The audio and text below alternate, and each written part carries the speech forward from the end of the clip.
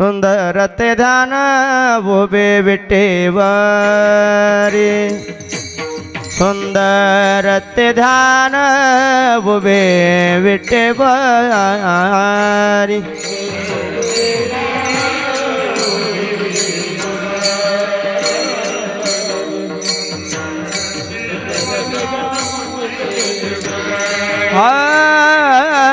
सुंदर ते ध्यान उभे विठ्ठल राम सुंदर ते ध्यान उभे विठ्ठल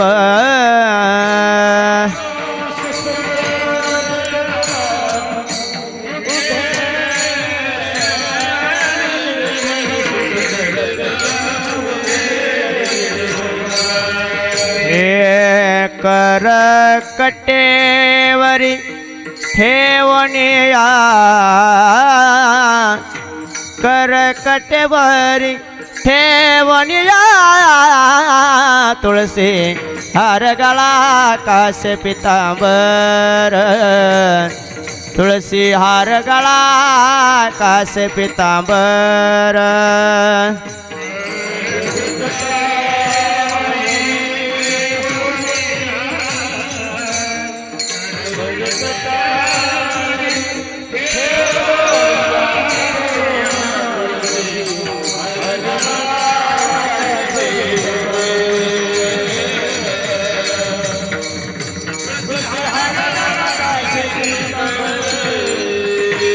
आवडे निरांतर हेची ध्यान आवडे निरांतर हेची ध्यान ध्यान तुळसी हार गळा कासे पितांबर तुळसी हार गळा कासे पितांबर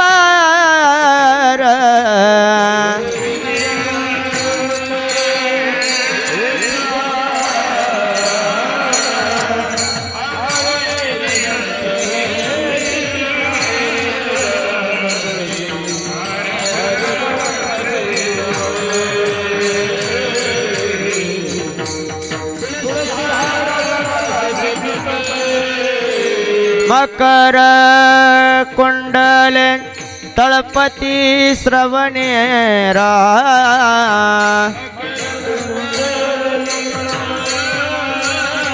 मकर कुंडले तळपती श्रवणे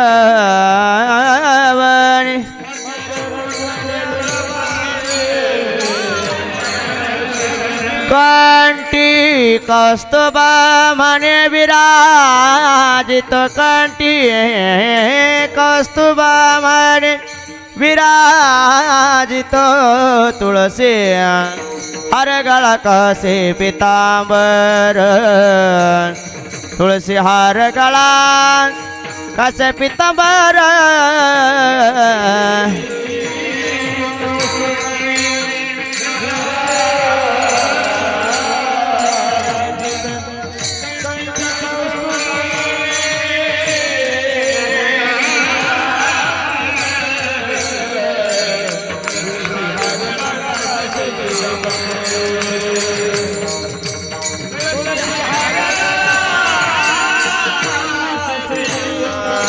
आवडे निरांतर हेची ध्यान आवडे निरांतर हेची ध्यान तुळसी हार गळा कासे पितांबर तुळसी हार गळा कासे पितांबर आवडे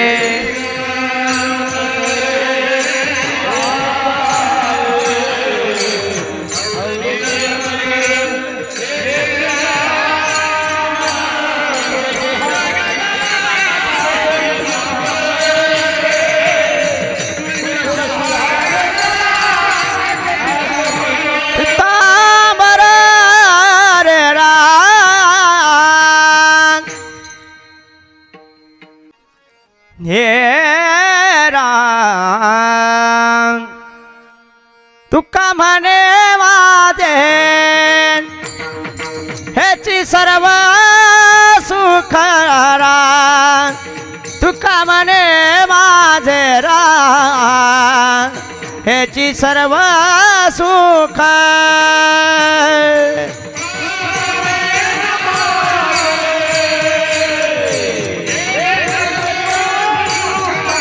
हे राम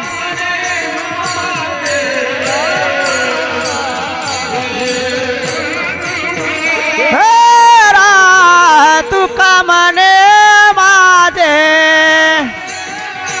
हेची सर्व सुख राम तुका म्हणे माझे रा हेची सर्व सुख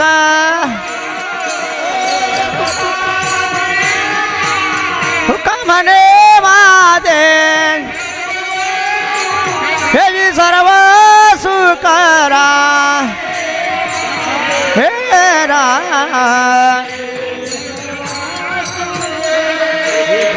हे पाहिन श्रीमुख आवडीने रा पाहिन श्रीमुख आवडीने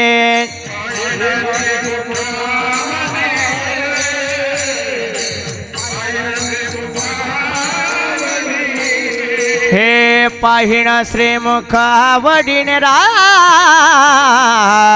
पाहिन श्रीमुख आवडीने रा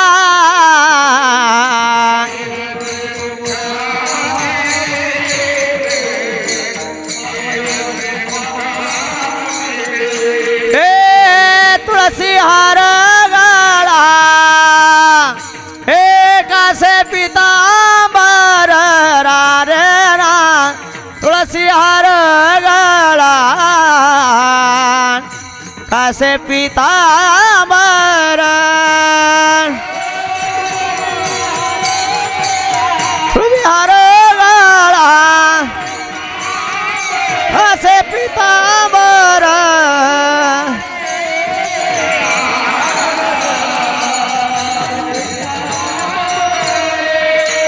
हे आवडे निरांतर हेची ध्यान ध्यान ध्यान आवडे निरांतर हेची ध्यान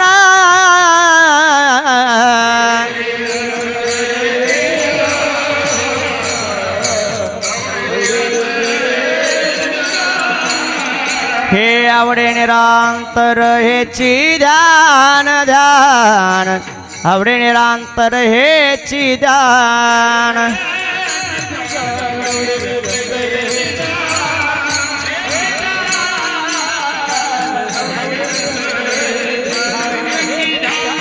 हे तुळसी हार गळा कासे पितांबर रा तुळसी हार गळा कासे पितांबर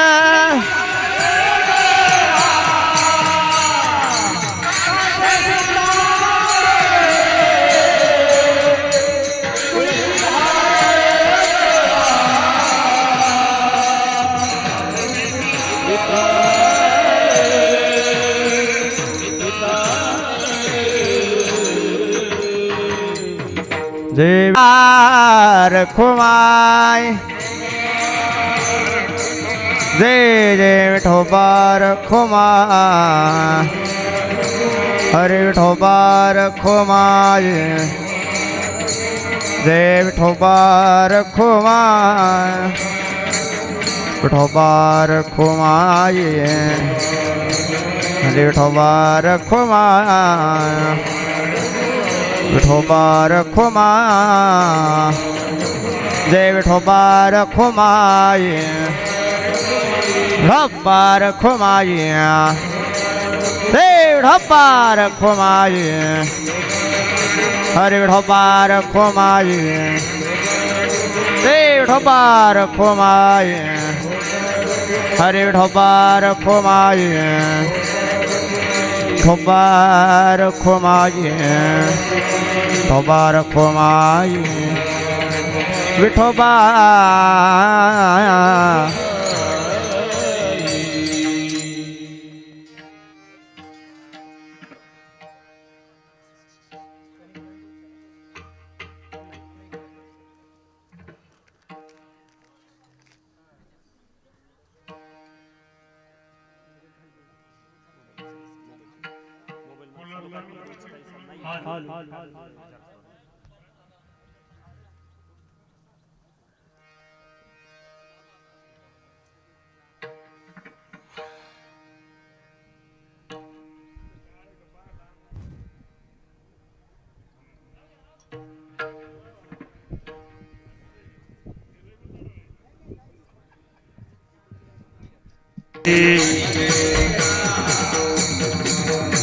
हरी जय जय राम कृष्ण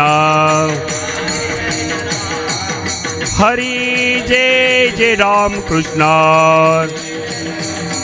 हरी जय जय राम कृष्ण हरी जय जय राम कृष्ण हरी हरी हरी जय जय राम कृष्ण हरी जय जय जय राम कृष्ण हरी हरी जय जय राम कृष्ण हरी जय जय राम कृष्ण हरी हरी जय जय राम कृष्ण हरी जय जय जय जय राम कृष्ण हरी हरी जय जय राम कृष्ण हरी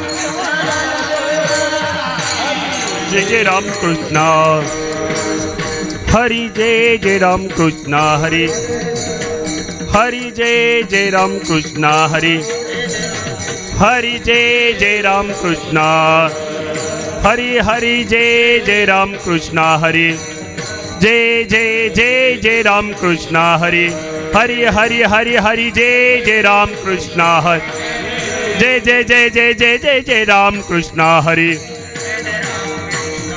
जय राम कृष्ण हरी जय राम कृष्ण हरी जय राम कृष्ण हरी जय राम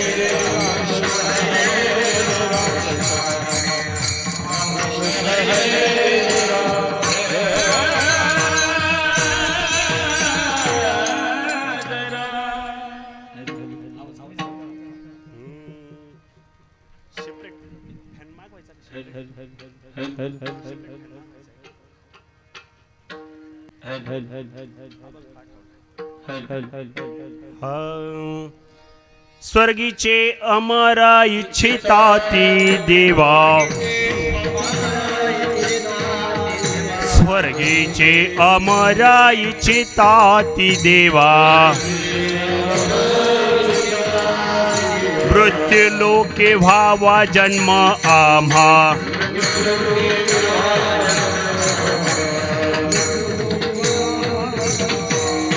स्वर्गीचे अमर इच्छिताती देवा स्वर्गीचे अमर इच्छिताती देवा मृत्यू लोके व्हावा जन्म आम्हा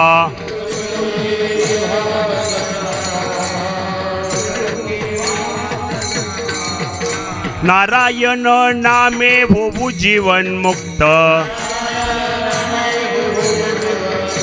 नारायण नामे होऊ जीवन मुक्त कीर्तने अनंत गावू गीते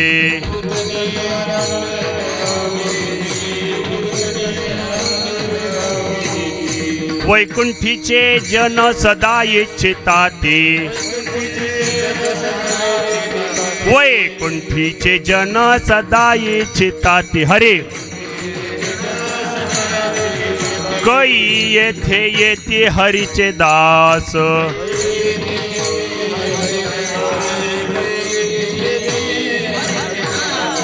यमधर्म वाट पाहे निरंतर यमधर्म वाट पाहे निरंतर जोडून या कर तिष्ठतसे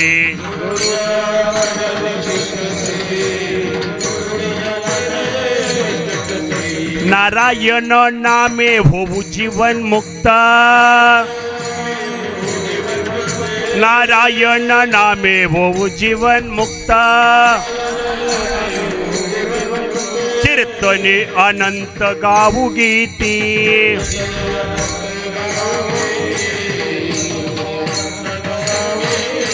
तुका म्हणे पावावया पहिलं पार तुका म्हणे पावावया पहिलं पार नाम मंत्र चाल भाविकाची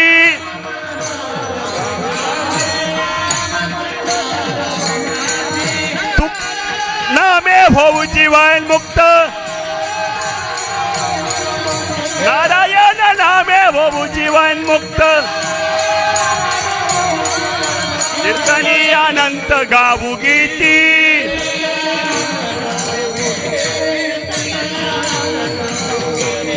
विठोबा मी तिकडे उभे राहून घ्या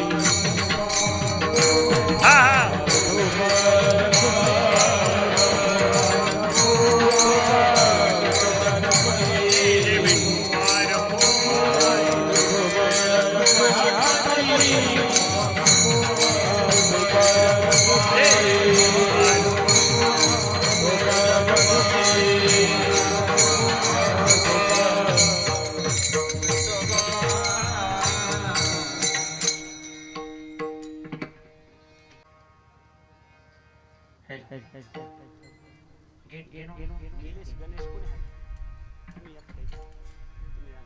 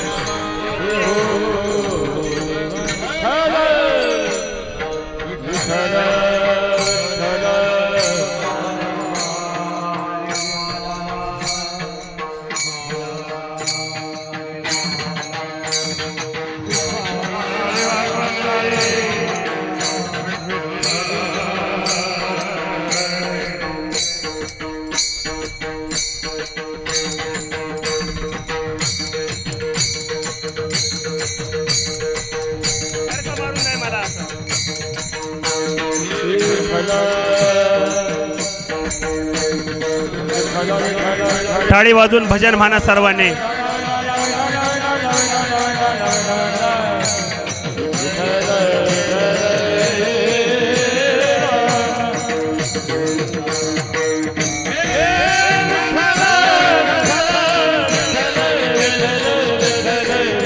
पुंडलिक वरदा हरी विठ्ठल, पंढरीनाथ भगवान, माऊली ज्ञानेश्वर, गोपाल कृष्ण भगवान, जगद्गुरु तुकाराम, पवन सुत हनुमान, पार्वती पते हर हर, प्रभु रामचंद्र भगवान, सद्गुरु नारायण गिरिजी, सद्गुरु माणिक गिरिजी, श्री संत भगवान बाबा, बोलो रे भाई सब संतन की जय।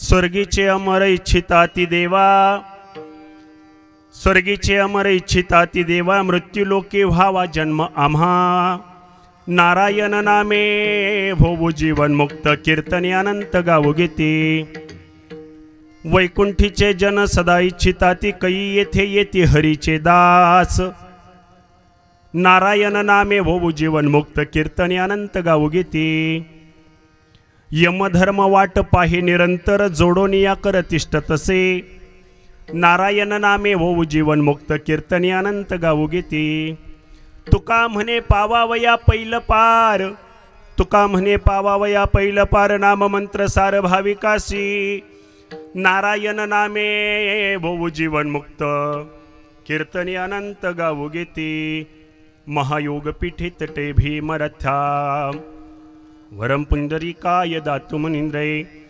समागत्य तिष्ठन्तमानंद कंदम, परब्रह्मलिंगम भजे पांडुरंगम, अलंकापुरी रम्य सिंहासनस्थम, पदम भोजतेजस्फुरदिक्प्रदेशम, विधीन्द्रादिदेवै सदा स्तूयमानं, समाधिस्थमूर्तिं भजे ज्ञानदेवं, नमो ज्ञानेश्वर, नमो ज्ञानेश्वर।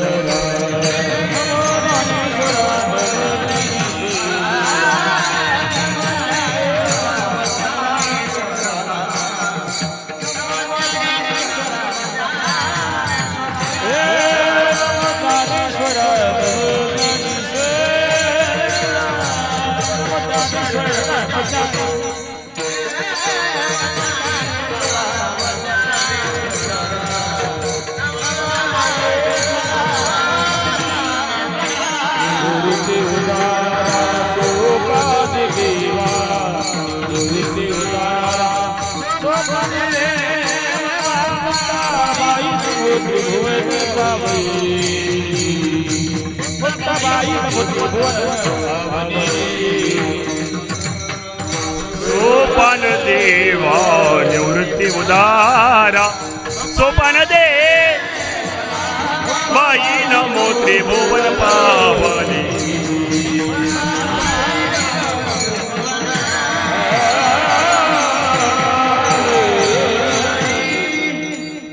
नमो ज्ञानेश्वरा, नमो ज्ञानेश्वरा, निवृत्ती उदारा, सोपान देवा मुक्ताबाई, नमो त्रिभुवन पावनी, आध्यात्म जननी देवाची, तपोज्ञान वैराग्य भक्ती स्वरूपम, सदालंकृतम साधु संन्यास योगम, मुखे यस वेदांत शास्त्रार्थ नीतिम, नमो नारायण गिरीम ब्रह्मस्वरूपम, मस्तक माझा पायावरी या वारकरी संतांच्या, स्वर्गीचे अमर इच्छिताती देवा, मृत्यूलोकी व्हावा जन्म आम्हा, नारायण नामे भोवू जीवन मुक्त, कीर्तने अनंत गाऊ गीते, प्रस्तुत प्राप्तस्थळी संप्राप्त कीर्तन निरूपणासाठी गायलेला अभंग देहूचे सुप्रसिद्ध साधू, वैराग्याचे महामेरू वारकरी संप्रदायाच्या कलशस्थानी कार्य करणारे जगतमान्य जगद्गुरु श्रीमंत श्री जगद्गुरु तुकोबाराय यांचा बहुतेकांच्या परिचयाचा आणि 5 चरणाचा अभंग सेवेकरता गायलेला आहे. विठ्ठल विठ्ठल विठ्ठल.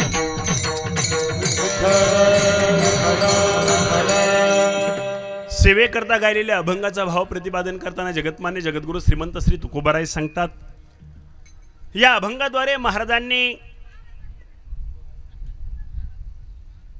स्वर्गामधील देवांची काय इच्छा आहे या संबंधाने आणि सामान्य जीवाशी साधलेला संवाद आहे. विठ्ठल विठ्ठल विठ्ठल. काय संवाद आहे तुकोबारायांचा? जगद्गुरु तुकोबाराय सांगतात, स्वर्गामध्ये राहणारे अमरत्वाला प्राप्त झालेले त्या देवांची इच्छा आहे. ते म्हणतात की मृत्यूलोकात आम्हाला जन्म मिळावा, काय कारण? या मृत्यू लोकामध्ये जन्म घेऊन त्यांना काय साध्य करायचं आहे? या मृत्यू लोका संबंधाने मृत्यू लोकातले लोक कंटाळून गेलेत आणि स्वर्गातल्या देवांची इच्छा आहे की मृत्यू लोक आम्हाला पाहिजे. त्याचं कारण त्यांनी असं सांगितलं, जगद्गुरु तुकोबराय त्या स्वर्गातल्या अमरत्वाला प्राप्त झालेल्या अमर असलेल्या देवांचं मत आपल्या अभंग संहितेमधून वर्णन करतात. ते म्हणतात की या मृत्यू लोकामधून अखिल कोटा ब्रह्मनायक पंढरीश परमात्मा नाम नारायणाचं नाम घेता येतं आणि ते नाम घेतल्याने जीवनमुक्त होता येतं. म्हणून आम्हाला मृत्यूलोक पाहिजे. नारायणाच्या नामाने जीवनमुक्त झालेल्या लोकांना नरकामध्ये जागा नाही, नरक लोकात जागा नाही. ते वैकुंठामध्ये राहणारे जे सदैव वैकुंठाला प्राप्त झालेले जे जन आहेत ते त्यांची वाट पाहतात. कै येथे येती हरीचे दास. ते म्हणतात हे हरिदास हरिभक्त इथे येतील तरी कधी? कधी येतील? ज्या अर्थी कधी येतील असे स्वर्गामध्ये राहणारे वैकुंठाला प्राप्त झालेले वैकुंठीचे जन अपेक्षा करतात, त्या अर्थी हरिभक्तांची संख्या कमी असली पाहिजे. कधी मधी तिथे पोचतात. यमधर्म या हरिभक्तांची हरिदासांची वाट पाहतोय की ये आमच्या नरकाच्या वाटेहून गेले पाहिजे, यमलोकाच्या वाटेहून गेले पाहिजे. आणि यमधर्म त्यांची वाट पाहताना कर जोडून त्यांची वाट पाहतोय, तिष्ठतोय तिथे, प्रतीक्षेत आहे त्यांच्या. मग आता हे सगळं वैकुंठाला प्राप्त व्हायचं, यमधर्माने आमची वाट पाहायची, प्रतीक्षा करायची. याच्यासाठी साधन सांगितलं दुसऱ्या चरणात नारायणाचं नाम.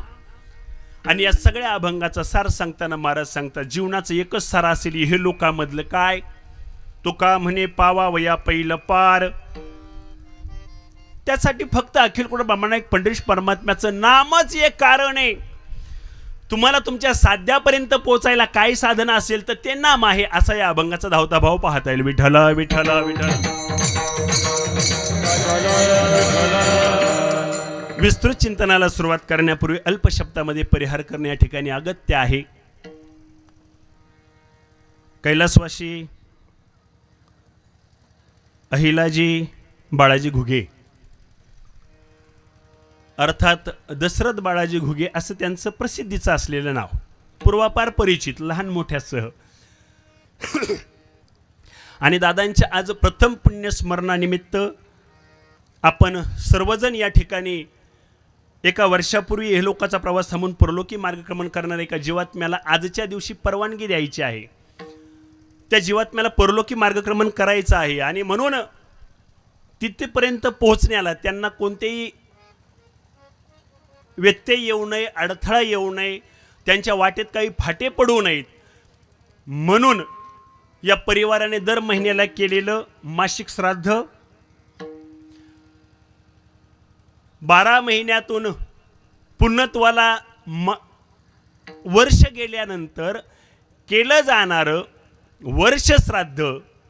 आणि या वर्ष श्राद्धाच्या विधीच्या निमित्त विधीसाठी आपण सर्वजण या ठिकाणी एकत्रित जमून या जीवात्म्याला त्यांच्या वाटेमध्ये अडथळा येऊ नये, त्यांना तिथपर्यंत मार्गक्रमण करताना योग्य अशी दिशा मिळावी ही भगवंताकडे प्रार्थना स्वरूप, प्रतिज्ञा स्वरूप, कीर्तन रूप ही कीर्तन रूपी सेवा समर्पित करण्यासाठी जमलेलो आहोत. विठ्ठल विठ्ठल.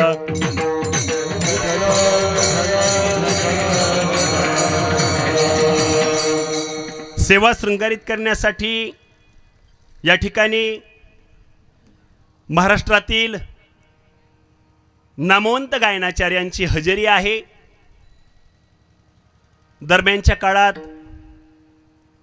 या परिवाराचे स्नेही आमचे परममित्र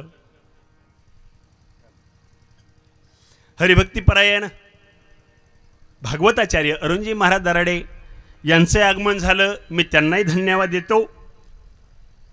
गायनाचार्य संगीत विशारद विराज महाराज मगर आहेत. गायनाचार्य संगीत विशारद शिवाजी महाराज कापडे आहेत. गायनाचार्य संगीत विशारद युवराजी महाराज बर्डे आहेत. उपस्थित सर्व बाल गोपाल आबाल वृद्ध सर्व टाळकरी विनेकरी तुळशी कळशीच्या भूमिकेमध्ये आमच्या मातृतुल्य इलेताई आहेत, त्यांनाही धन्यवाद. मृदंगावरती साथ करण्यासाठी ख्यातनाम मृदंगवादक भाऊसाहेबजी महाराज रुपनर आहेत, त्यांनाही धन्यवाद. हार्मोनियमला साथ करण्यासाठी अर्जुनजी महाराज गीते आहेत, त्यांनाही धन्यवाद. संप्रदायातील ज्येष्ठ श्रेष्ठ व्यक्तिमत्व अशोकजी महाराज जोशी अर्थात नाना आहेत, त्यांनाही धन्यवाद. सुंदर साऊंड सिस्टीम हा सगळा आवाज आपल्यापर्यंत पोचवला. आवाज पोचूनच थांबले नाहीत, आपल्या सर्वांना सावलीची व्यवस्था केली. सावलीची व्यवस्थाच करून थांबले नाही तर सगळीकडे वातावरण वातानुकूलित राहावं म्हणून सगळी व्यवस्था करणारे आमचे परमस्नेही वारकरी संप्रदायातील मान्यवर व्यक्तिमत्व कोंडीरामजी महाराज बिरे, त्यांनाही धन्यवाद. आणि कैलासवासी घुगे बाबांचा हा जो सोहळा आहे, हा सोहळा या त्यांच्या सर्व मुलांनी, त्यांच्या सर्व सुनांनी, त्यांच्या सर्व नातवांनी हा एक दिवस करून थांब. देख्या सो दवड्या नाही दवड्या दोजन, पाहिला डोळ्यांनी पण पळाले डोळे का, पाय पळाले. दवड्या सो पाया नाही पाया दोजन, पाय पळाले पण उचलला पायाने नाही, तो उचलला पाया सो खाया नाही खाया एक जन, उचलला हाताने पण खाल्ला हाताने नाही, तोंडाने. खाया सो चबाया नाही चबाया 32 जन, तोंडाने एका खाल्ला पण चावला मात्र 32 दाताने. चबाया सो रस चाख्या नाही रस चाख्या एक जन, चावला दातांनी पण खारट आंबट गोड तुरट तिखट. त्या जिबल्याबाईकडं कामे तिने चव घेतली. चबाया सो चाख्या नाही रस चाख्या एक जन. आणि हे सगळी क्रिया घडत असताना त्या मालकाने मारलं. रस चाख्या सो पिट्या नाही पिट्या एक जण. रस जिबेने चाखला मार पाठीने खाल्ला पिट्या एक जण. पिट्या सो रोया नाही रोया 2 जण. मार पाठीने खाल्ला पण पाठ नाही रडली, रडले 2. पाहायचं कर्म कोणी केलं होतं, त्याची ज्याचं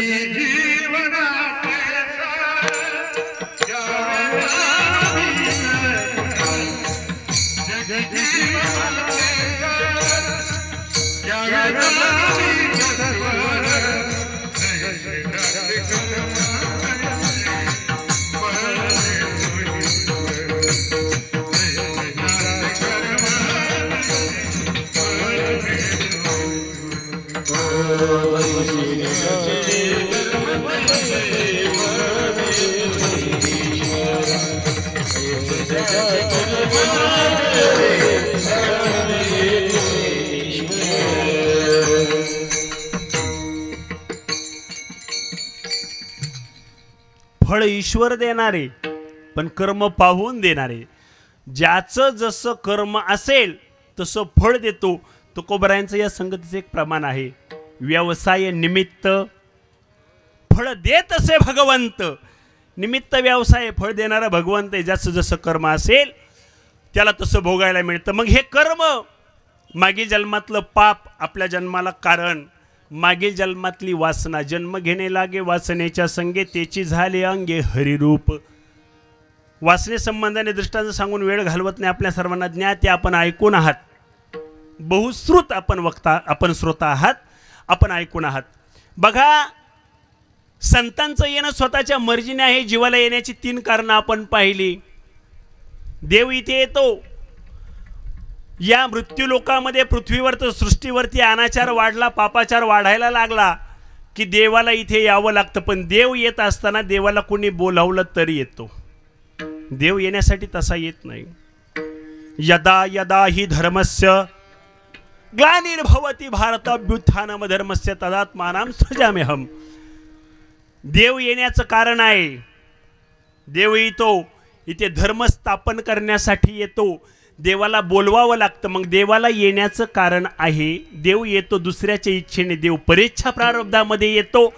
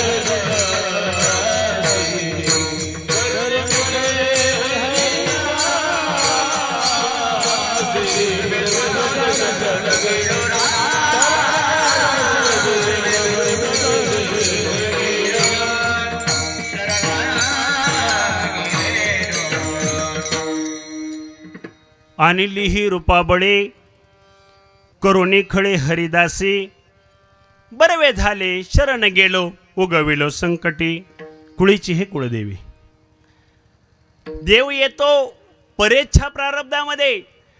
देवाचं येणं परेच्छा प्रारब्ध, संतांचं येणं स्वेच्छा प्रारब्ध आणि जीवाचं प्रारब्ध अनेच्छा प्रारब्ध. इच्छा असो अथवा नसो इथे यावंच लागतंय. जीव येतोय, देव येतोय, संत येतोय. आता जीवाचा आणि संतांचा विचार जर मागे ठेवला, आजच्या अभंगामध्ये जगद्गुरु तुकोबारायने देवाकडे बोट केलंय. देवाला बोलवल्यावर येतात, पण विना बोलवताही देवांची इच्छा आहे. देवांची या मृत्यू लोकामध्ये येण्याची इच्छा आहे. ज्या देवांची इच्छा आहेत त्या अमरत्वाला प्राप्त झालेल्या आहेत. यायचंय कुठून? ते स्वर्गामध्ये राहणारे आहेत. हेच जगद्गुरु तुकोबाराय अभंगाच्या पहिल्या.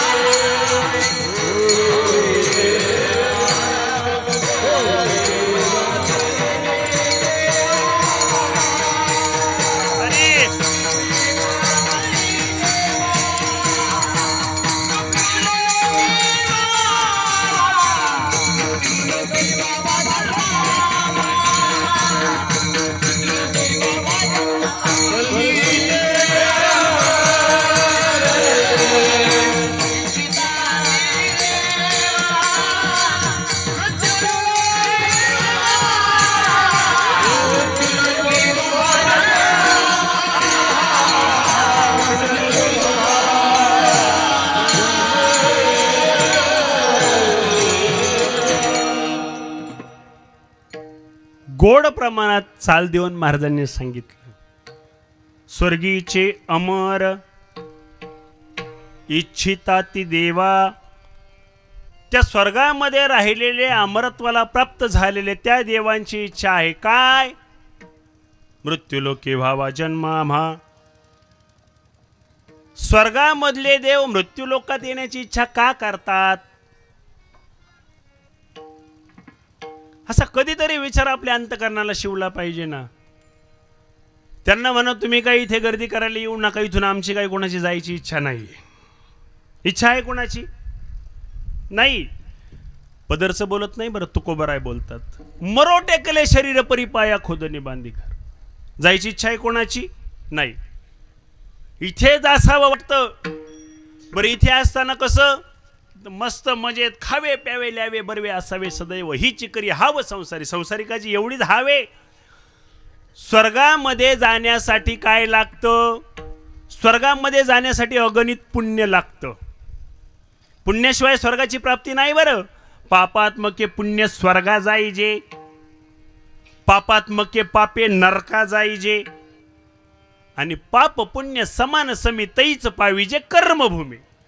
अधिक पाप झालं की नरकाची प्राप्ती आहे, अधिक पुण्य. अधिक शब्दाकडे लक्ष द्या. अधिक म्हणजे जास्तीचं, वाढव. अधिक पुण्य जमवलं की स्वर्गाची प्राप्ती आहे. मग पुण्य जमवल्यावर स्वर्ग मिळतो. मिळालेला स्वर्ग काही जण तिथपर्यंत पोचतच नाहीत. म्हणजे तिथपर्यंत पोचणारे सुद्धा अतिशय साधनेतून गेलेत, सहज नाही गेले. त्यांना हुशाला एकदा स्वर्गाची प्राप्ती झाली. ऐका बरं, स्वर्गाच्या त्या इंद्राच्या दरबारामध्ये इंद्राचा कार्यकाळ संपून गेला आणि आता विचारणा केली या गादीवर, या पदावर बसवायचं कोणाला? या पात्रतेचं कोण आहे? मग आता तिथे जाण्यासाठी काही अटी आहेत. 100 जन्म ब्राह्मणाचे घ्यायचे, यज्ञोपवीत सात्विक वृत्तीचं जीवन असलं पाहिजे, नैमिष्टिक ब्रह्मचर्य अपेक्षित आहे. आणि मग हे 100 जन्म ज्याचे झाले त्याला त्या स्वर्गाची प्राप्ती करून द्यायची असा मानस आहे. ठरलं.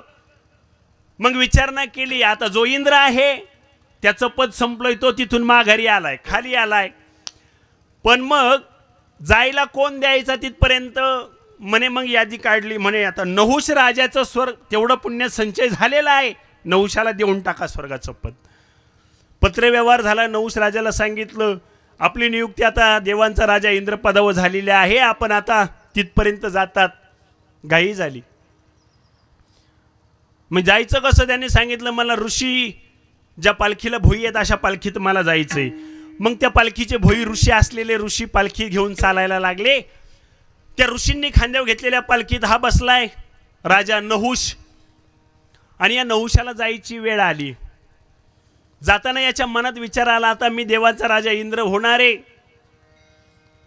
इंद्र झाल्यानंतर मला इंद्राची जी इंद्रायणी आहे मला तिच्याशी संवाद मिळणार आहे, तिचं सुख मला भोगायला, शिचीचं सुख मला भोगायला मिळणार आहे. स्वर्गामधल्या सुखाचा आनंद काय वर्णन करावा. अरे तिथे बसायला राजभुवन सिंहासन, ऐरावतासारखं हत्ती, उच्चस्रवा नावाचा घोडा, कल्पतरूच्या बागा, अमृताचे कुंभचे कुंभ भरलेत, चिंतामणीची या सडका, कामधेनूची थिल्लारे, काय कमी आहे तिथे? या सगळ्या गोष्टी त्या स्वर्गामध्ये भरभरून येत. याने विचार केला मी केव्हा जाईल?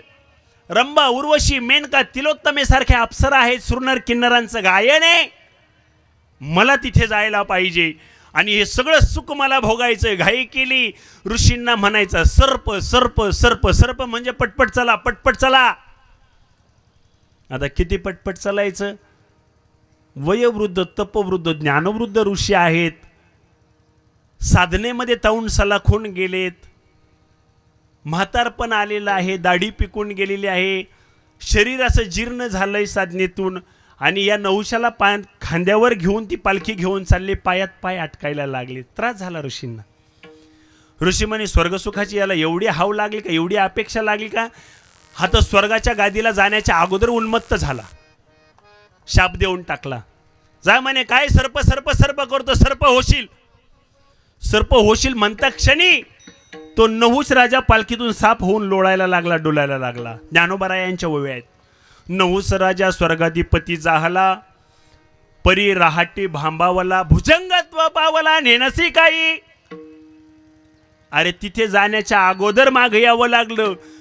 एवढं सगळं पुण्य केलं की तिथे जायला मिळतं. तिथे जमून ज्या पुण्याच्या बळावर गेलाय ते पुण्य म्हणजे पेट्रोल सारखं किंवा कापरासारखं आहे. जसं पेट्रोल गाडीत टाकून संपून जातं तसं ते पेट्रोल भांड्यात ठेवून उघडं केलं कुठेच न हलवता तरी संपून जातं. प्रयोग इथून घरी गेल्यावर करून पहा. कापूर काडी लावल्यावर कापराची वडी जळून जाते, पण काडी न लावता कापराची वडी कागदापासून उघडी केली, डबीतून उघडी केली, तिचा हवेशी संपर्क आला की ती तशीही संपून जाते. हे जसं आहे तसं पुण्य संपतं. माऊली म्हणतात, आणि पुण्याची पाऊटी सरे, सवेची इंद्रपदाची उटी उतरे, येऊ लागा ती माघारे मृत्यू लोका. मृत्यू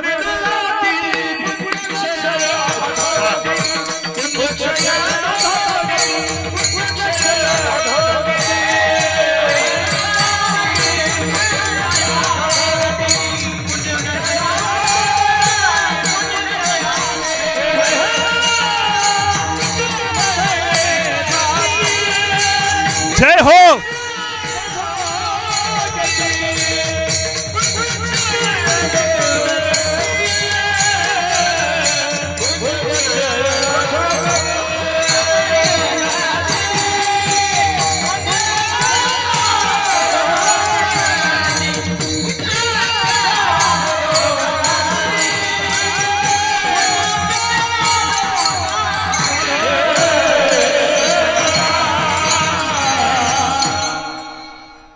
पुण्य कमवलं, पुण्याच्या बळावर स्वर्गाला गेलं, तिथलं पुण्य संपुष्टात आलं.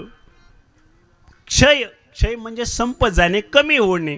पुण्याचा क्षय झाला की ते अधोगतीला, अधोगतीला म्हणजे कुठे माघारी येतात. पण माघारी आल्यानंतर एक दोष आहे. स्वर्गातल्या देवांनाही नर शरीर मिळेल याची शाश्वती नाहीच मुळी. मिळतंय का? रामायणामध्ये गोड कथा भाग आहे. देवांच्या राजाचं आयुष्य संपलं, तिथला कार्यकाळ संपला, पुण्य संपलं, माघारी यायची वेळ आली. आणि माघारी येताना त्याला जन्म मिळाला होता म्हणे मुंगळ्याचा. रामायणामध्ये कथा भाग आहे. भगवान प्रभू रामचंद्र सीतामाई समेत वनवासाला निघालेले असताना एके दिवशी सकाळचं कोवळवून घ्यायला बसलेले प्रभू रामचंद्र जंगलामध्ये एका दगडी शिळेवर बसलेत आणि तिथे बसल्या बसल्या थोडसे हसायला आलं त्यांना. सीतामाई विचारतात, का हसतात? ते म्हणे काही नाही, असंच हसलो. ते म्हणे असं नाही, मोठी माणसं अशीच हसत नसतात आणि मोठी माणसं अशी हसतच नसतात. तुम्ही सांगा तर. पुन्हा पुन्हा विचारल्यावर भगवान प्रभू रामचंद्र सांगतात, अगं काही नाही, मी हे मुंगळे जातात ना, हे एका रांगेतले, एका लाईनीतली. मग आता सीतामाई म्हणतात, मग ते का अस्ताव्यस्त जायला ना अस्ताव्यस्त कीर्तन इकडे बसायला ते का माणसं आहेत का मुंगळे आहेत? म्हणे ते लाईनीत रांगेतच जातील. सीतामाई बोलल्या होत्या बरं तेव्हा प्रभूंना. म्हणे मग रांगे जातात त्याचं काय हसू आलं? म्हणे अगं त्याचं असं आहे, हे सगळे मुंगळे एका मागे एक एका रांगेत चाललेत, पण एक मुंगळा दुसऱ्या मुंगळ्याच्या पाठी बसून चाललाय, मला त्याला पाहून हसू आलं. त्याला काय हसायचं? म्हणे असं आहे, तो जो दुसऱ्या मुंगळ्याच्या पाठी बसलेला मुंगळा आहे का, तो कालपर्यंत देवांचा राजा इंद्र होता. त्याचं तिथलं पुण्य संपलंय, तो मृत्यू लोकात आलाय, पण त्याचं एवढंही शिल्लक राहिलं नाही की त्याला नरदेह मिळावा. मग त्याला मुंगळ्याचा मिळाला. मग तिथलं पुण्य संपून तुका म्हणे जाती पुण्यक्षय अधोगती. तिथलं पुण्य संपलं की माघारी यावं लागतं, पण अधोगतीला येताना नरदेहच मिळेल याची शाश्वती नाही. शाश्वती नाही. एकदा इंद्राला मुंगळा व्हावं लागलं होतं, म्हणून ते इच्छा करतात. अमर इच्छिता ती देवा, इहलोकीचा हा देवा.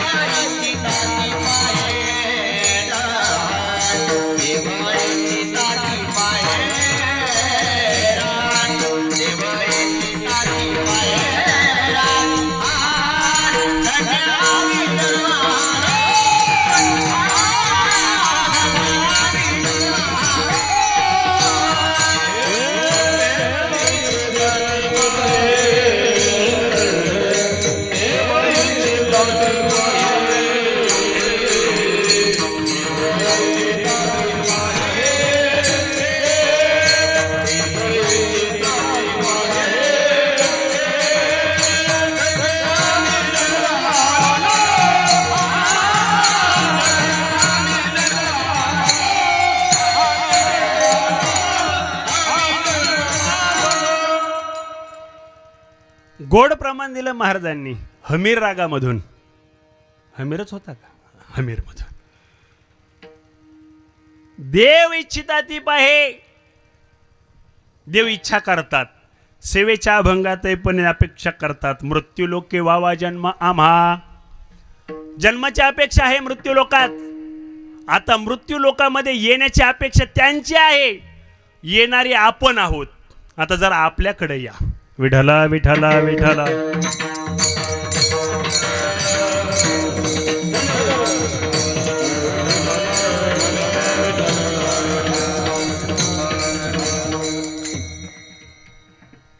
आता आपण आहोत, आपण मृत्यू लोकात आलोत.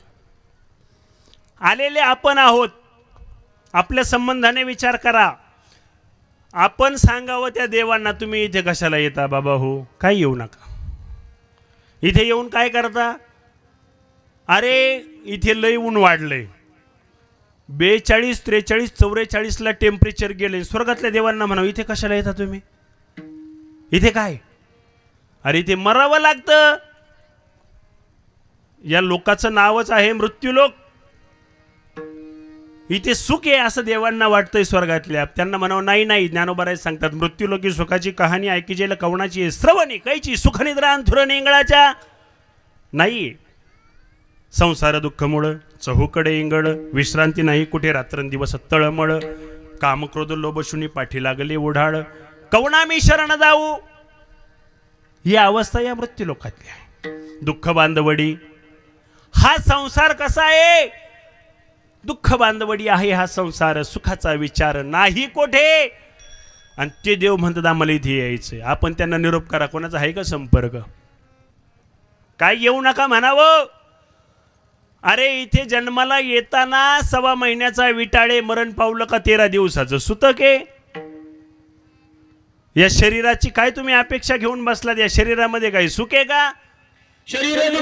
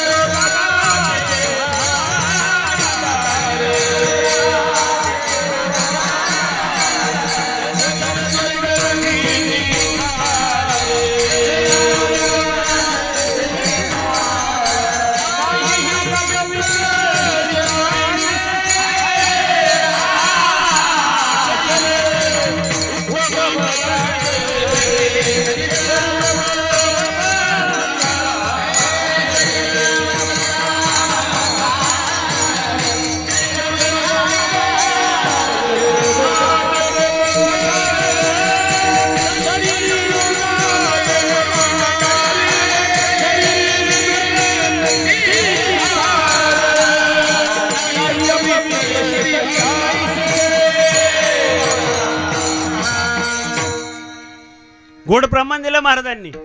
जगद्गुरु तुकोबा यांचा नाटच आपल्या पुढे मांडून टाकला.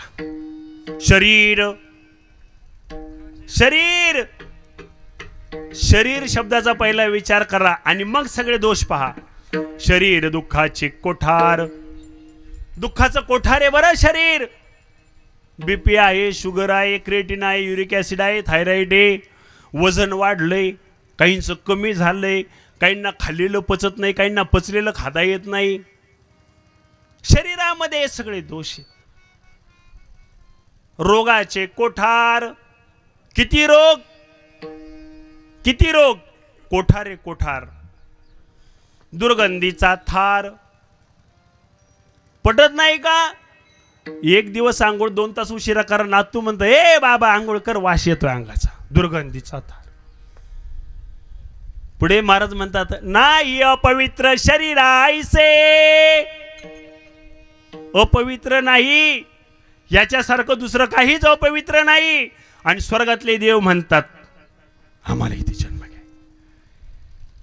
काही येऊ नका राजा हो, काही येऊ नका. पण त्यांचं म्हणणं असं आहे हे सगळे दोष शरीराला आहेत.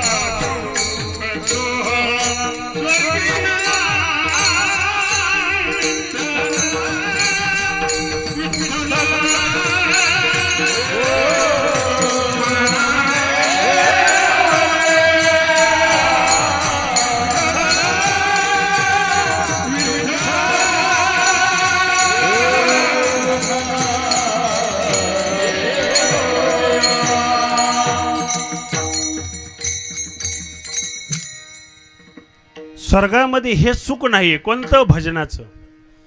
आणि म्हणून संतांनी स्वर्गाची अपेक्षा नाही केली, नको म्हणले. वैकुंठ नको, वैकुंठाशी आम्हा नको धाडो हरी, वासदे पंढरी सर्व काळ. वैकुंठापेक्षा आम्हाला पंढरीला पाठव, सर्व काळ पंढरीला वास राहू दे, आमचं वास्तव्य पंढरीमध्ये राहू दे. ते म्हणतात वैकुंठी जाऊन काय बा करावे, उगाच बैसावे मौनावून. ज्या अर्थी नामदेव महाराज सांगतात तिथे मौन धरावं लागतं, त्या अर्थी तिथे भजन नाही. हा सुख सोहळा, भजनाचा सोहळा स्वर्गात नाहीये, भजनाचा सोहळा स्वर्गात नाहीये. आणि भजनाचा आनंद त्या देवांना घ्यायचा आहे, कारण त्यांना तिथून अधोगतीला जाण्यापेक्षा जीवनमुक्त होता येतं. म्हणून ते म्हणतात मृत्यू लोकात येऊन आम्हाला हेच करायचंय. काय? अभंगाच्या द्वितीय चरणात.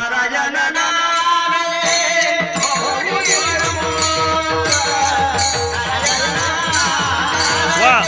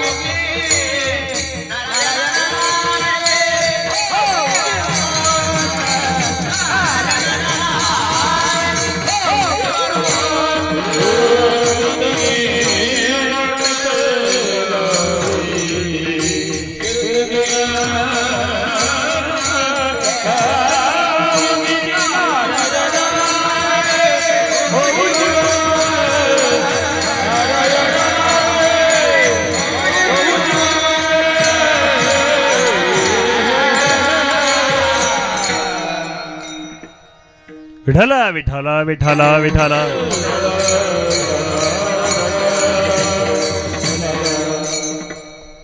त्या नारायणाचं नाव घेण्यासाठी, त्या अखिल कोट ब्रह्मानायक पंडित परमात्म्याचं भजन करण्यासाठी ते म्हणतात आम्ही इथे येऊन भजन करू.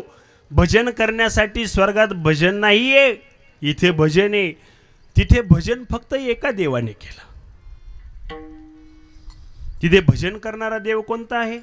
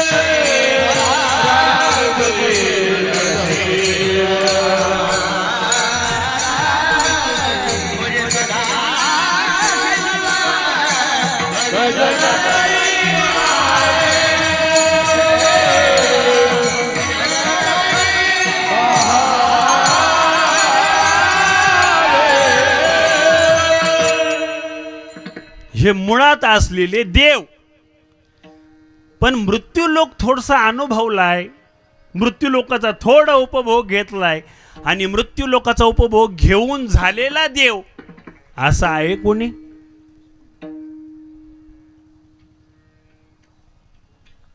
इथलाही अनुभव घेतलाय मृत्यू लोकातला, आणि देव झालाय, आणि देव होऊन भजन केलंय. चला पुढे. जगद्गुरु तुकोबरायांचे एक अभंग आहे, आधी होता वाघ्या. या अभंगामध्ये महाराजांनी स्वभाव सांगितलाय. स्वभाव दैव योगी झाला पाग्या, त्याचा येळकोट राहीना मूळ स्वभाव जाईना. वाघ्या होता, त्याला आहे ना घोड्याच्या पागा दिल्या गेल्या, पण येळकोट काही त्याचा राहिलाच नाही. स्वभाव काय जात? आधी होती दासी, दासी होती, पट्टराने केले तिशी, तिचे हिंडणे राहीना. मूळ स्वभावच आहे ना, स्वभाव जात नाही. आधी होता राम जोशी, राज्यपद दिले त्यासी, त्याचे पंचांग राहीना, मूळ स्वभाव जाईना. राज्यपद दिलं, पण राज्यपद दिलं तरी ते लगेच पंचांग, स्वभाव. या अभंगामधून महाराजांनी स्वभाव सांगत सांगत स्वतःच्या मूळ स्वभावावर आले. तुकोबारायांच्या संबंधाने वर्णन केलेले महाराजांनी. आधी होता संत संगे, आधी होता संत संगे, सवे तुकया झाला पांडुरंगे, त्याचे भजन राहीना, मूळ स्वभाव जाईना. ठर ठर.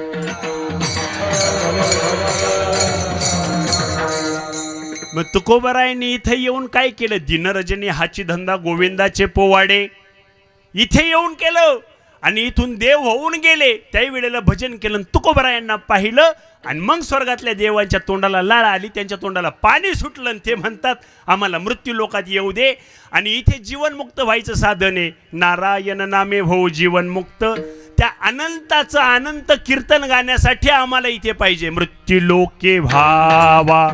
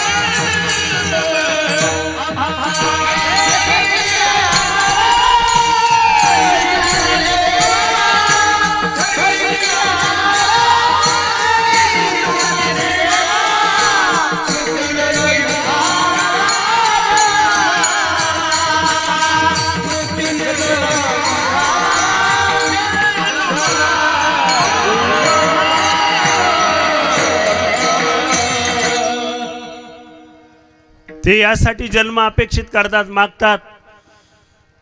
त्याचं असं आहे, या जन्माचं महत्त्व आपल्याला नाहीचे मुळे.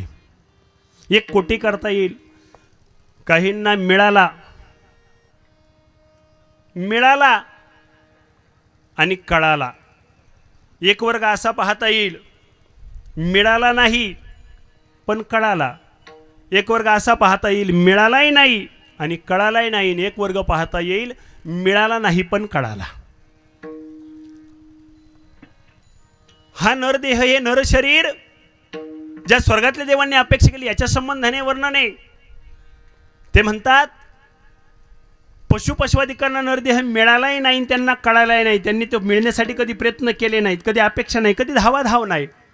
पशु काय पाप पुण्य जाणती, उत्तम मध्यम भोग. भोग भोगतात, पण कोणते? उत्तम आणि मध्यम अशा स्वरूपाचे. अरे जिथे आपण देव केला, त्या देवावर चालता चालता कुत्र वर टंगडी करतं, त्याला काय देव कळतो? काय पाप आणि पुण्याचा ठेवा त्यांच्याकडे नाहीये. दुसरा वर्ग आपल्याला पाहता येईल, नरदेह मिळालाही आणि कळालाही. या वर्गामध्ये तर साधू संत महात्मे. साधू संत महात्म्यांना नरदेह मिळालाही आणि त्यांना कळालाही. काळ सार्थक केला त्यांनी धरीला मनी विठ्ठल. मनामध्ये त्या अखिल कुळ ब्रह्मांड पंढरस परमात्म्याचं विठ्ठलाचं ध्यान केलं, चिंतन केलं, मनन केलं, पठन केलं, देव स्वरूप होऊन गेले.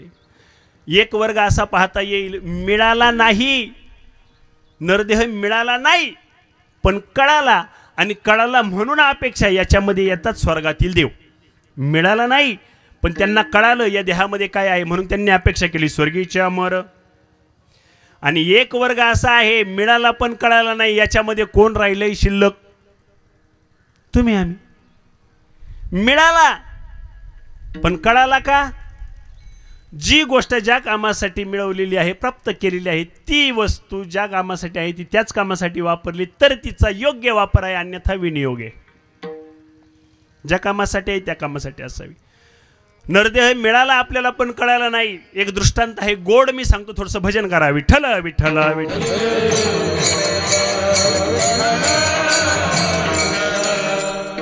अगोदर कल्पना देतो, दृष्टांत हा विनोदासाठी नाही मुळे आणि नसतोच. आता दृष्टांत ऐका. एका गावामध्ये एक गरीब पण विद्वान अशा स्वरूपाचे ब्राह्मण होते. गरीब होते बरं, पण विद्वान होते.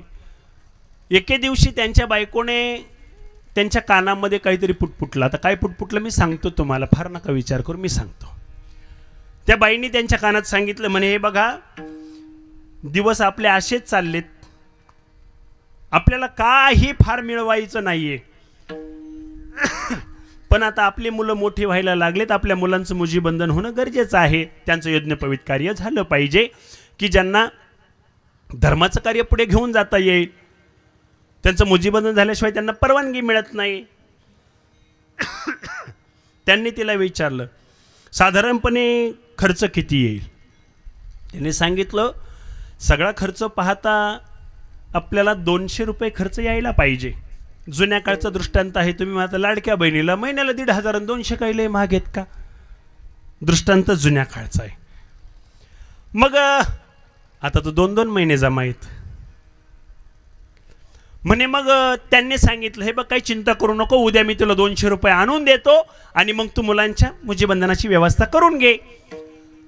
माता यांनी विचार केला, आपण काय करू, जाऊ 4 लोकांकडून 50-50 रुपये आणि 200 रुपये मागून घेऊ. आत्तापर्यंत आपण कधीच कुणाकडे काही मागितलं नाही. त्यांचा नियम होता, स्वकष्टार्जित मिळवावा तोची ग्रास वापर. काही मागायचं नाही, काही मागणे हे आमा अनुचित वडिलाचरित.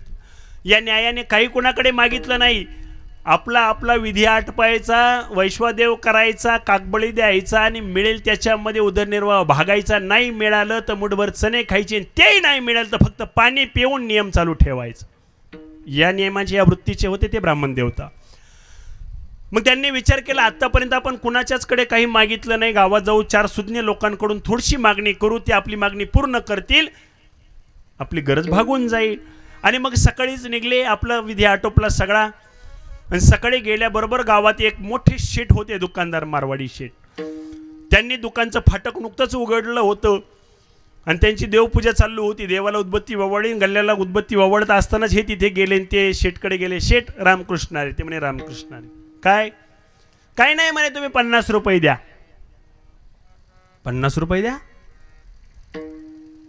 ते म्हणे, अहो तुम्ही काय मागता, तुम्हाला काही कळतं का? अजून धंदा नाही, माझी बोहणी नाही झाली, तुम्ही 50 रुपये मागता? काही गरज आहे, रुपये 2 रुपये 2.5 रुपये मागावेत, तेवढे मी दिले असते. अजून काहीच नाही, दिवसभर धंदा करावा लागतो. त्यावेळीला कुठेतरी सगळ्या दिवसभर केलेल्या धंद्याचा नफा 50, 55, 45 रुपये होतो आणि तुम्ही सकाळी आल्याबरोबर 50 मागता. ब्राह्मण देवता होते, शांत होते, संयमी होते. त्यांनी त्यांची माफी मागितली. माफ करा म्हणे, देऊ नका, पण तोंडसुख काय घेऊ नका, असू द्या मी येतो म्हणे. तिथून जायला निघले. पुढे जात गेले आणि विचार केला, आता कुठे मागू? कारण पहिला अनुभव कसा आला याच्यावर दुसरं ठिकाण ठरलेलं असतं. सप्ताहवाले वर्गणी मागायला गेल्यानंतर असंच असतं सर, बरोबर का? ते विचार करतात, पहिला मागतानाच असा मागायचा जो नाही म्हणला नाही पाहिजे, म्हणजे मग दिवस चांगला जातो आणि जे पाहिजे ते मिळून येतं. आता इथे बरेच कमिटीवाले बसून आहेत, ते अनुभव त्यांना बऱ्यापैकी आहेत. मग यांनी विचार केला, पहिला आपला अनुभव जरा बरा नाही आला. मग दुसऱ्या ठिकाणी जाताना विचार केला, ज्या अर्थी या घरावर वारकरी पताका लागली त्या अर्थी दक्षिणा नाही मिळाली तरी चालेल, पण अवमान व्हायचा नाही, तिथे जाऊ. हे तिथे गेले. त्या बंगल्याचं दार वाजवलं. बंगल्याचं दार वाजवल्यानंतर गोरा गोरा पान, भला उंच धिप्पाड माणूस बाहेर आला. त्याने दोन्ही हात जोडून नमस्कार केला. रामकृष्ण हरी. हे म्हणे, रामकृष्ण हरी. काय काम काढलं? म्हणे, तुमच्याकडेच काम आहे. यांनी बंगल्याचं फाटक उघडलं, त्यांना आतमध्ये घेतलं आणि हे ब्राह्मण देवता आहेत हे त्या ग्रस्तांना माहीत होतं, पण यांनी परिचय दिला, मी शेजारच्या गावातला असा असा ब्राह्मण आहे. ते म्हणे, या. आपल्या बायकोला आवाज दिला, अगं ऐकलंस का, ब्राह्मण काका आलेत. आता ती म्हणजे काही अशी नव्हती. आतून हाका मारली, यांनी बाहेरून हाका मारली, ए मंदा. तिने आतून नाही आवाज दिला, काय रे मुकुंदा, नाही. ती जरा आज्ञेतली होती. तिने पतीचा आवाज ऐकला आणि त्यांनी फक्त सांगितलं ब्राह्मण काका आले. एवढं ऐकल्याबरोबर त्या बाईने येताना एका हातामध्ये पाट, एका हातामध्ये पाण्याची चरवी, खांद्यावरती टॉवेल घेऊन आली. पाट मांडला, त्यांची पाद्यपूजा केली, पाय धुतले, टॉवेलनी त्यांचे पाय पुसले. दोघा पती पत्नींनी स्वागत करत त्यांना घरामध्ये नेलं. एक उच्च आसन त्यांना बसायला दिलं. दोघंही खाली बसले. त्यांना विचारलं, आता तुम्ही आलाच आहात तर आमची एक शंका आहे, तेवढी दूर करा. काय शंका आहे? त्यांनी शंका सांगितली. आम्ही दोघंही गीतेचा पाठ करणारे, गीता वाचन करणारे आहोत, पण गीतेमध्ये आम्हाला 12व्या अध्यायातला एक श्लोक आढळलेला आहे. इथून काय आमची गाडी पुढे ढळे ना, थोडंसं आमचं समाधान करा. श्लोक सांगितला, क्लेशोधिकतरस्तेषां मव्यक्ता सक्तचित्तसा मव्यक्ता गतिर्दुःखम देहवद्भिर्वाप्यते. ज्ञानोबरायांची ओवीचाही विचार त्यांनी विचारात घेतला. योगाची या वाटा जे निघाले गा सुबटा, तया दुःखाचाची वाटा भागा आला. हे आम्हाला कसं याची संगती लागे ना. ब्राह्मण देवता हुशार होते, विद्वान होते. अर्धा तास पती पत्नीला प्रवचन स्वरूपात मार्गदर्शन केलं. त्यांचं समाधान झालं. आणि मग बाई उठल्या, आतमध्ये गेल्या, साजूक तुपातला काजू पिस्ते चारोळे घातलेला शिरा केला, त्यांच्या पुढे वाटी आणून ठेवली. त्यांनी तेवढा खाल्ला, त्यांचं दर्शन केलं आणि विचारलं, आता काय काम आहे? ते म्हणे, काही नाही, आमच्या मुलांचं मुजीबंधन करायचं आहे, 200 रुपयाची तब्बल गरज आहे. पैकी 50 रुपये 2-4 लोकांकडे मागावा या आशेने मी तुमच्याकडे आलो आहे, तुम्ही 50 रुपये द्यावेत. ते म्हणे, हरकत नाही, तुमचा विचार चांगला आहे, तुम्ही विद्वान आहात, हे मला लगेच कळलं. मी तुम्हाला 200 रुपये एकटा देऊ शकतो, पण मी देणार नाही. 200 मी दिले तर सगळं पुण्य माझ्या पदरी येईल. माझे काही सहकारी मित्र आहेत, मी त्यांच्याकडून तुम्हाला 50 मिळून देतो. पैकी 50 मी देतो. 50 रुपये दिले, शाल टाकली, टोपी घातली, नारळ दिलं, दोघांनी दर्शन केलं. आणि आता यांनी सांगितलं, माझ्या गाडीत बसा. आत्तापर्यंत हा सगळा घडलेला प्रकार ज्यांच्या संबंधाने घडला ते जिल्हा सत्र न्यायालयाचे न्यायाधीश होते. आता न्यायाधीशाच्या गाडीला वर लाल दिवा आहे, चालवायला ड्रायव्हर नाही, स्वतः न्यायाधीश चालवायला बसले. बाजूच्या सीटवरती ब्राह्मण देवता बसवली आणि आपल्या मित्रांकडून 3 मित्रांकडे न्यायचं आणि यांना 50 रुपये मिळून द्यायचे. पहिली गाडी नेली, न्यायाधीशांचे जवळचे मित्र ते मारवाडी शेठ त्यांच्या दुकान पुढे नेऊन गाडी उभी केली.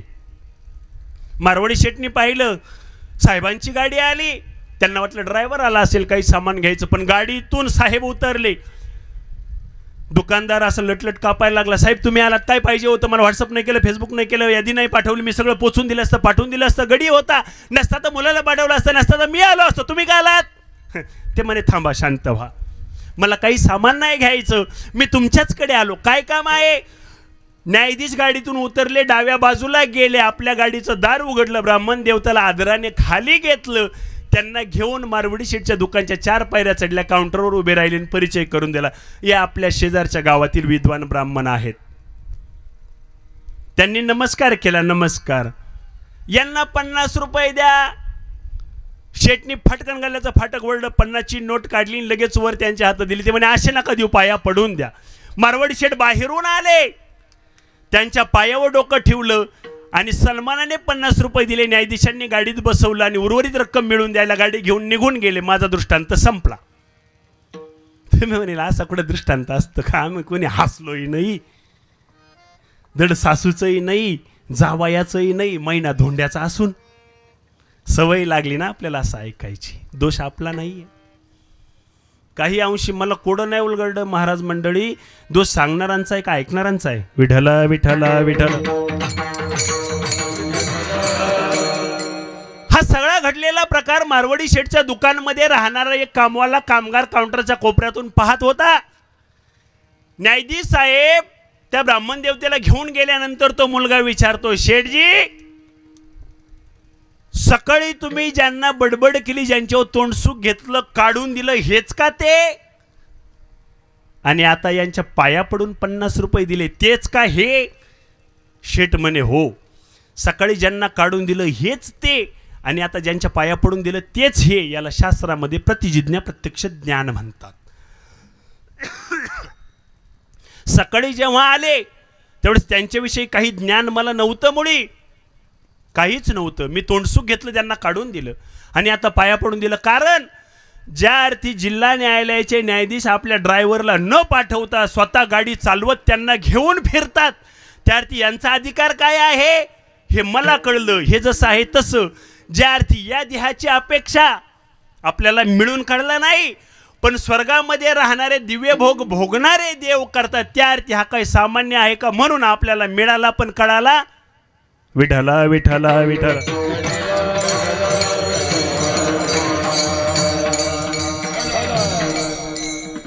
आणि म्हणून या देहाला जायची वेळ आली, याने वैकुंठात जायची अपेक्षा नाही केली.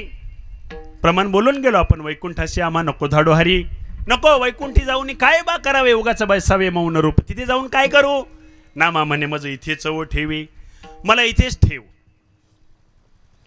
मग ज्या अर्थी नामदेव महाराज म्हणतात मला इथेच राहायचंय, तुकोबराय सांगतात तुका म्हणे गर्भवासी सुखे घालावे आमासी, जो वैकुंठ तुकोबराय न सहज आहे त्या वैकुंठाला तुकोबा नाही म्हणतात. पण वैकुंठामध्ये राहिलेले जन अपेक्षा करतात इथे एखादा हरिभक्त कधी येईल, अभंगाच्या तृतीय चरणात.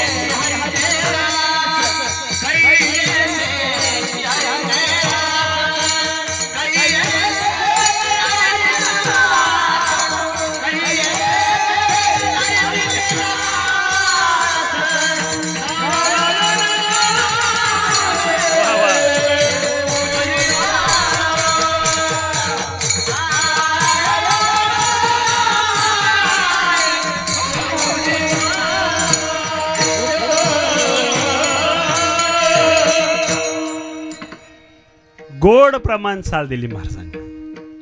वैकुंठीचे जन सदा इच्छिताती, वैकुंठामध्ये राहिलेले जन इच्छा करतात कै येथे येते हरिदास, कधी येईल हरिदास. मग आता या अभंगाच्या एवढ्या चरणाचा विचार असा आहे, वैकुंठातले जन अपेक्षा करतात कधी येतील, कधी येतील म्हणजे आपली जायची वाट पाहतात. कोणाला जायचंय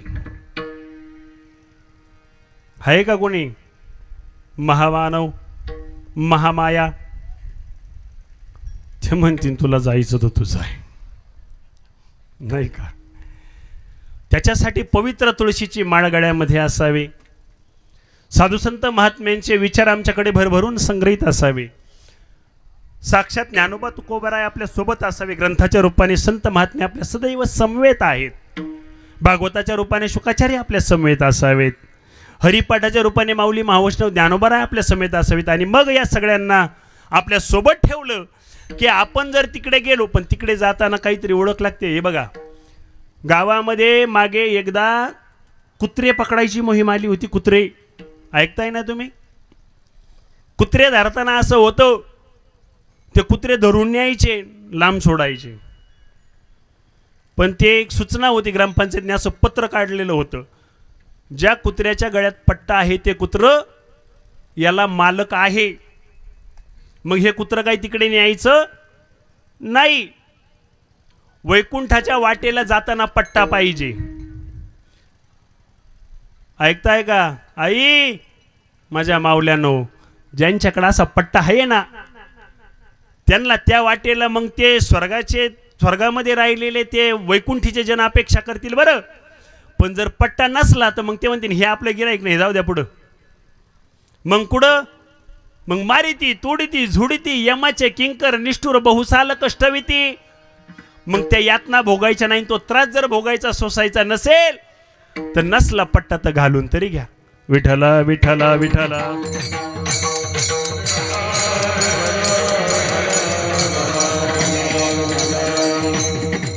मग संप्रदायाच्या नियमानुसार वैकुंठामध्ये ज्यांची प्रतीक्षा आहे, स्वर्गामध्ये अमरत्वाला प्राप्त असलेले देव ज्याची इच्छा करतात, जे त्याच्यापासून मुकलेत, त्या अखिल कोट ब्रह्मांड पंढरीश परमात्म्याचं भजन आपण सगळे मिळून मोठ्या प्रेमाने करू आणि ती वाट आपल्याला खुली करू. विठोबा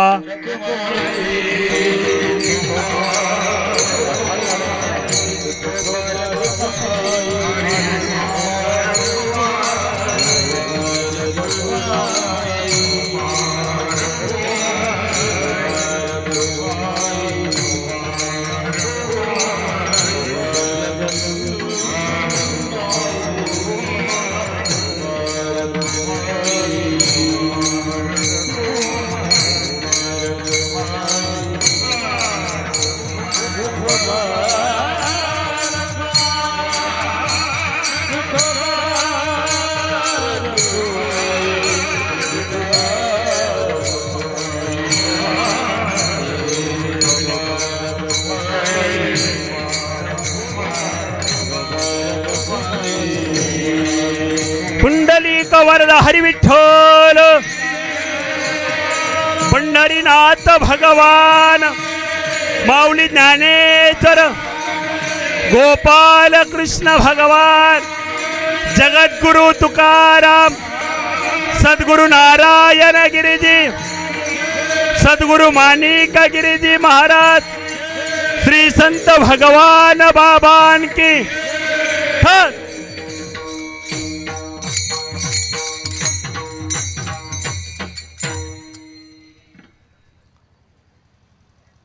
वैकुंठीचे जन सदा इच्छिताती कै येथे येती हरीचे दास. आणि मग हे वैकुंठी जन इच्छा करतात, त्यांच्या वैकुंठाच्या धामाला जात असताना एखादा हरिभक्त, एखादा वारकरी, एखादा भगवत भक्त त्या वाटेने जायला निघला की तो यमधर्म त्यांची वाट पाहतोय. यमधर्म वाट पाहे निर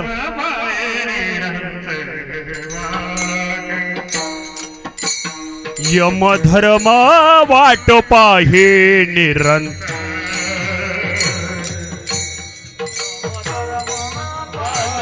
पाहे निरंतर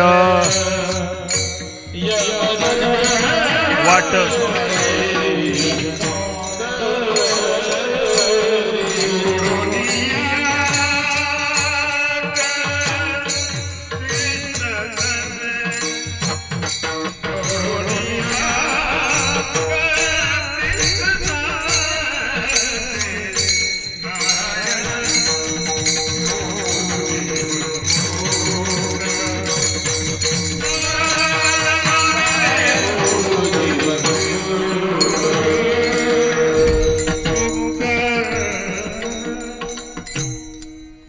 यमधर्म आपल्या प्रतीक्षेमध्ये आहे. एखादा हरिभक्त जर या वाटेने जात असेल तर तो यमधर्म हात जोडून वाट पाहतोय, प्रतीक्षा करतोय.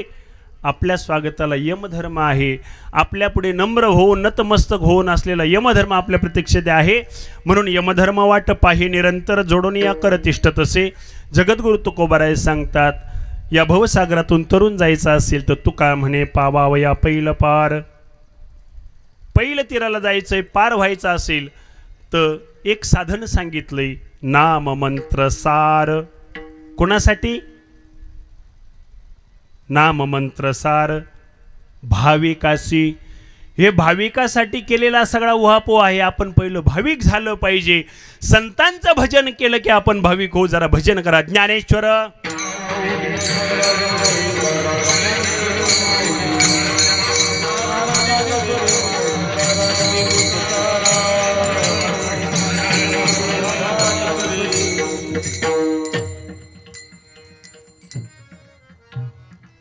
हे बघा,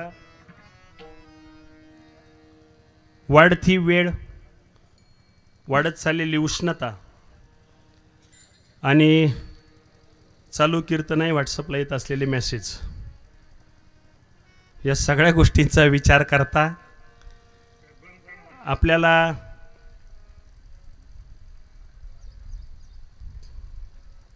नाही आला मला आपल्याला वेळेचं बंधन थोडंसं ठेवणं गरजेचं आहे आणि म्हणून ज्या निमित्ताने आज आपण सर्वजण या ठिकाणी ठीक आहे पाहतो एकत्रित आहोत ते निमित्त आपणा सर्वांना ज्ञात आहे. कैलासवासी वैकुंठवासी अहिलाजी बाळाजी घुगे किंवा अहिलाजी दशरथ घुगे, एक दशरथ बाळा अशी त्यांची ओळख होती. ओळखच अशी होती, त्यांची मुळात ओळख अशी होती. आज त्यांचं प्रथम वर्ष श्राद्ध आहे. त्यांच्या पाठी पिंडदान करणारा परिवार आहे. सखाराम अहिलाजी घुगे, सर्जेबा अहिलाजी घुगे, लहानू अहिलाजी घुगे, 3 मुलं आणि सुनाच आहेत, पण मुलींपेक्षा काही कमी नाही. व्यासपीठावरून बोलतो अतिशोक्तीने निश्चित बोलत नाही याची मला जाणीव आहे, कारण कार्यक्रम चॅनलला लाईव्ह आहे. तुम्ही सर्व माझ्यापेक्षा या परिवाराच्या फार परिचित आहात. बापासाठी रडणारे मुली खूप पाहिल्या, पण सासऱ्यासाठी रडणाऱ्या सुना या परिवारात आहेत बरं. आणि म्हणून सौ सुनीता सखाराम घुगे, सविता सर्जेराव घुगे, सौ रेखा लहानू घुगे या 3ही सुना म्हणजे खऱ्या अर्थाने बाबांच्या मुलीच. भगवंताने सुना रूपाने दिलेल्या त्यांच्या या मुली आहेत. बाबा गेल्यानंतर या 3ही बायांच्या अंतकरणातला भाव होता की जणू आमचा बापच गेलाय, बापच गेलाय. मुलांना तरी घराच्या बाहेर निघलं की गावात कोणी भेटेल, दुकानात कोणी भेटेल, मनाला विरंगुळा होईल, थोडंसं त्या आठवणीतून स्मरणातून बाजूला जाता येईल. पण या मुलींचं सगळं काम, व्यापार, व्यवहार सगळं आपल्या तेवढ्या घराच्या परिसरात प्रांगणात असायचा. आणि मग बाबांची जी बसायची जागा आहे ती जागा पुन्हा पुन्हा डोळ्यापुढे यायची. आणि म्हणून खूप भावनिक झालेल्या या सुनामी पाहिल्यात, फार आनंद वाटला. मी सांगत असतो मुलीने आईबापाची सेवा निश्चित करावी. नांदायला गेलेली मुलगी आईबापाची सेवा करण्यासाठी सासरी आपल्या सासऱ्यांचा सासूचा विचार न करता निघून जाते.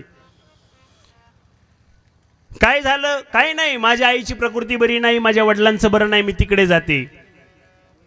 आणि मी सांगत असतो तुम्ही जर तुमच्या सासू आणि सासऱ्याला जर तुमच्या आई आणि वडिलांचा दर्जा देऊन त्यांची तशी सेवा केली तर भगवान तुमच्याही भाऊजाईला ती बुद्धी देऊन तुमच्या आई वडिलांची सेवा तिच्याकरवी करून घेईल. हा सिद्धांत आहे. आणि म्हणून मी या व्यासपीठावरून या 3ही सुनांना प्रथमतः वंदन करतो. आणखी पिंडदानामध्ये सहभागी असलेले गणेश लहानू घुगे, शंकर सर्जेराव घुगे, साहिल सखाराम घुगे, अविनाश सर्जेराव घुगे, निलेश लहानू घुगे हे सगळे नातू आहेत. सौ पल्लवी गणेश घुगे, ज्योती विजय धात्रक, स्वाती किरण कुमार आव्हाड, कुमारी संध्या सखाराम घुगे या सगळ्या नाती आहेत. बाबांनी नातवांना नातींना वेगळी वागणूक कधीच दिली नाही. जसे नातू शिकावेत असे बाबांची इच्छा होती, तशाच नाती शिकाव्या. सगळं हा परिवार उच्च शिक्षित बाबांनी केला, खूप उच्च शिक्षित केला, सुसंस्कारित केला, सुशिक्षित केला. सगळ्या गोष्टी बाबांकडे होत्या, कारण बाबाच त्यावेळी जुन्या काळची 8वी पर्यंत शिक्षण शिकून गेले होते. त्यावेळीची 8वी म्हणजे त्यावेळी मला वाटतं 7वी शिकलेले लोक फार उच्च पदस्थ आहेत. त्यावेळी बाबांचे 8वी शिक्षण झालं होतं. व्यापार व्यवहाराचं अतिशय बारीक ज्ञान असलेलं व्यक्तिमत्व म्हणजे घुगे बाबा. मला वाटतं त्यांच्या व्यापार व्यवहारातून आपण एक गुण घ्यावा. सगळे गुण मागे ठेवा. मी एकच सांगेल, संपत्ती कशी कमावं हे नाही मी सांगणार, हे तुम्हाला सगळ्यांना ठाऊक आहे. बाबांच्याकडचा एक गुण निश्चित या व्यासपीठावरून आज घेऊन जा या मंडपातून. आपलं कुटुंब एकत्रित एक संघ कसं ठेवावं हे बाबांकडून शिकून जा. 3 मुलं, 3 सुना, एवढे सगळे नातू, पण तिथे बाबा म्हणतील तीच पूर्व दिशा. त्याच्यावरती कोणी भ्रशब्द काढायचा नाही, त्याच्यावर कोणी चकार करायचा नाही, कारण बाबांनी जो निर्णय घेतला तो अतिशय योग्य आणि विचारपूर्वक असायचा. अध्यात्मप्रवण विज्ञानवंत आणि चिकित्सक अशा वृत्तीचं हे केलेलं कुटुंब. निलेश ज्यावेळी संप्रदायामध्ये आला, निलेश ज्यावेळी संप्रदायामध्ये काहीतरी शिक्षण घ्यावं ही ओढ लागली आणि बाबांनाही वाटलं आपल्या कुटुंबात वारकरी असावा. बाबांनी निलेशला त्या प्रवाहामध्ये घातलं आणि मग कधी बाबांना जमलं नाही की बाबांनी आपल्या दुसऱ्या नातीची नियुक्ती केली निलेशला ज्ञान करण्यासाठी. तिलाही गाडी शिकवून दिली. सगळं जिथल्या तिथे आहे. या परिवाराने बाबांवरती इतकं प्रेम केलं. बाबांचा मला वाटतं कितवा वाढदिवस केला होता? 75वा वाढदिवस केला होता. 75 केली होती बाबांची. अतिशय सांप्रदायिक नियमानुसार केली होती. खूप बाबांना आनंद झाला आणि त्यावेळी मी बाबांच्या डोळ्यामध्ये आनंदाश्रू पाहिले होते. म्हणे महाराज काय करावं या पोरांना, ऐकेना ती मुंबईची नात तिथून आली, करायचंच आहे म्हणे. खूप बाबांना ज्यावेळेस पंतू झाला होता ना, त्या पंतवाचाही बारशाचा कार्यक्रम बाबांनी खूप सोंगाढोंगात केला आणि बाबांनी या परिवाराला भरभरून खूप काही दिलं. म्हणून आज बाबांच्या पाठी उर्वरित असलेला हा सगळा परिवार बाबांसाठी आजचा सोहळा पाहून असं वाटतं कुठेच कमी पडत नाहीये. त्यांनी कीर्तन करायचं ठरवलं. या परिवाराच्या नातेवाईकांनी सुचवलं. नातेवाईकांनी खूप मोठे मोठे विद्वान महाराजांची यादी त्यांच्यापुढे मांडली होती. पण बाबांची माझ्यावरती असलेली श्रद्धा, बाबांची बोलतं बरं, बाबांचं असलेलं प्रेम आणि बाबांचे मला असलेले आशीर्वाद. निलेशला ज्यावेळेस बाबा घेऊन यायचे त्यावेळेस आमची आध्यात्मिक चर्चा व्हायची आणि जणू काही तीच चर्चा बाबांच्या जीवनावर कुठेतरी कोरून राहिली होती, रेखाटून राहिली होती. आणि म्हणून बाबांचा वाढदिवसाचाही सोहळा माझ्याकडे आला होता. ती सेवा करण्याची संधी मला मिळाली. बाबांच्या दशक्रियेची सेवा करण्याची संधी मला मिळाली. आणि बाबांच्या श्राद्धच्या कीर्तन सेवेनिमित्तही सगळी यादी सगळी उलटीची पालटी करून टाकली आणि त्यांनी सांगितलं जसे असतील तसे, पण आम्हाला सचिन महाराजाचं अपेक्षित. मला वाटतं हे बाबांचं माझ्या वाचलेलं प्रेम, या परिवाराचं प्रेम. बाप आहे तोपर्यंत कळत नाही. या मुलांना बाबांनी कधीच गाव माहीत होऊ दिलं नाही, कधी कोणती जबाबदारी पडू दिली नाही. इतकं स्वच्छंदी आणि मुक्त जीवन मुलांना जगू दिलं. बाबांनी किराणा आणावं, बाबांनी बाजार करावं, बाजारमध्ये गेले बाबांनी एकदा मांडी घातली की गोणीभर बाजार लागायचा. कुटुंब एकत्रित ठेवलेलं. हे बाबा गेल्यानंतर जणू मला वाटतं खूप दिवस या परिवाराला फार उघडं पडल्यासारखं झालं. कोण्या कार्यक्रमात जायचं, कोणाचे मान सन्मान, कोणाचा आदर आतिथ्य कसं करायचं, काही ज्ञान नाही, काही जाणीव नाही. बाबांनी वेळ येऊ दिली नाही आणि अचानक बाबा या परिवाराला सोडून गेले. मला असं वाटतं बाप होण्यासाठी, बाप कळण्यासाठी बाप व्हावं लागतं, नाही का? जेव्हा बाप होतो त्यावेळेला बाप काय आहे ते बाप कळतो. मी सांगत असतो एका परिवारामध्ये रखरखत होऊन झालं आणि त्या परिवारातला एक मुलगा आपलं काही काम चाललं म्हणून टीव्हीचा अँटिना वगैरे सेट करायला घरावर चढला. लोखंडी पत्र आहे, उन्हात ये रखरखत्या. बाप म्हणतो ए पोरा अरे खाली ये. तो मूल म्हणतो म्हाताऱ्याला काय कळतं, काय झालं ओरडायला, गप बसावं ना घरात. म्हातारं घरात जायचं परत यायचं, आपलं सोहळा आवरायचं. ए पोरा अरे खाली ये ना. पत्रा तापलाय, वरून ऊन आहे, सूर्य तापलाय, ऊन म्हणतोय मी, खाली पत्रा तापलाय, घामाने डबडबून गेलास आणि काय त्या उन्हात आदबतो. दोनदा झालं, तीनदा झालं, तिसऱ्यांदा म्हातारा आलं, ऐको ना ते मूल. म्हातारा आलं आणि वर चढलेल्या मुलाचं मूल घरात खेळत होतं. त्या मुलाला हातात घेतलं उचलून आणि उन्हात आणून ठेवलं. वरच्याने पाहिलं तो म्हणतो दादा त्याला आत घ्या. म्हाताऱ्याने जसं कानात बोळे घातल्यासारखं गप राहून घेतलं. हात टांगून म्हातारा त्या नातवाकडे पाहायचं उन्हात. त्याने पत्र्यावरून उडी मारली, आपल्या मुलाला घेतलं आणि सावलीत गेला. सावलीत गेल्यावर बापाच्या फक्त डोळ्यात डोळे घातले आणि मग त्याला कळलं माझं मूल उन्हात आलं तर मला माझा जीव तापून गेला. हे जसं आहे तसं मी उन्हात गेल्याने माझ्या बापाला काय झालं असतील. त्याला बापच व्हावं लागतं. ते का कवीच्या काव्य पंक्त्या आहेत, म्हणत नाही मी कधी, मला येतही नाही पण गोड आहेत. बाप तलवार ढाल, बाप पेटती मशाल, बाप जागतो म्हणून घर झोपते खुशाल. हे घर आहे ना, हे घर खुशाल झोपायचं. कारण आजही त्या शेडमध्ये बाबांची क्वाट मांडलेली आहे. बाप बाहेर जागा असायचा म्हणून हे घर आनंदाने झोपायचं. बाबांच्या त्याच कॉटवरती बसून मी फेटा बांधला. तिथे गेल्यावर निलेश दादा भावनिक झाला. निलेश दादा मला म्हणतो, महाराज बाबांच्या कॉटवर बसले तुम्ही आज येऊन. बाबा असताना मी बसलो होतो बाबांसोबत, आज बसलो मी तिथे. बाप घराचा तो पाया, आई कळस त्यावरी, जेव्हा खच तो ना पाया तेव्हा कोसळते घर. अरे तो कळस रूपी असलेली आई 2016 साली या परिवाराला सोडून गेली. कधी जाणीव नाही होऊ दिली, कधीच नाही. आणि म्हणून एखादी स्त्री गेली की पुरुषाची फार हाल होत असते, अवस्था दयनीय होते. पण या 3 सुना त्यांच्या 3 मुलीसारख्या राहिल्या आणि बाबांना कोणतीच उणीव कधी भासू दिली नाही. बाबांचा पेहराव पाहिला की एखाद्या मंत्र्याच्या कपड्याला लाजवेल असा पांढरा शुभ्र स्वच्छ पेहराव असायचा. त्यांची ती गाडी, ते बस ते चेहरा डोळ्यापुढे येतोय. आणि म्हणून मी माझ्या वैयक्तिक कुटुंबियांच्या वतीने, या आमच्या तमाम उपस्थित वारकरी यांच्या वतीने, वारकरी संप्रदायाच्या वतीने कैलासवासी घुगे बाबांना भावपूर्ण श्रद्धांजली आदरांजली अर्पण करतो. आणि हे कीर्तनरूपी पुष्प मी या ठिकाणी सद्गुरू नारायणगिरी महाराज श्री संत भगवान बाबा चरणारविंदी समर्पित करतो. या परिवाराच्या वतीने एक निमंत्रण आहे, छोटंसं ते देऊन जातो. या परिवाराचे म्हणजे कैलासवासी घुगे बाबांचे जे नातू आहेत, बाबांनी आपले सगळे नातू उद्योग व्यापारामध्ये गुंतून दिलेले आहेत, सर्वांना एक दिशा दाखवून दिलेली आहेत. त्याच वाटेवर मार्गक्रमण करताना आपणा सर्वांस कळविण्यात आनंद होत आहे की आपल्या सेवेमध्ये, शेतकरी बंधूंच्या सेवेत उंबरेश्वर कृषी सेवा केंद्र, या उंबरेश्वर कृषी सेवा केंद्राचा भव्य उद्घाटन समारंभ सोहळा सोमवारच का?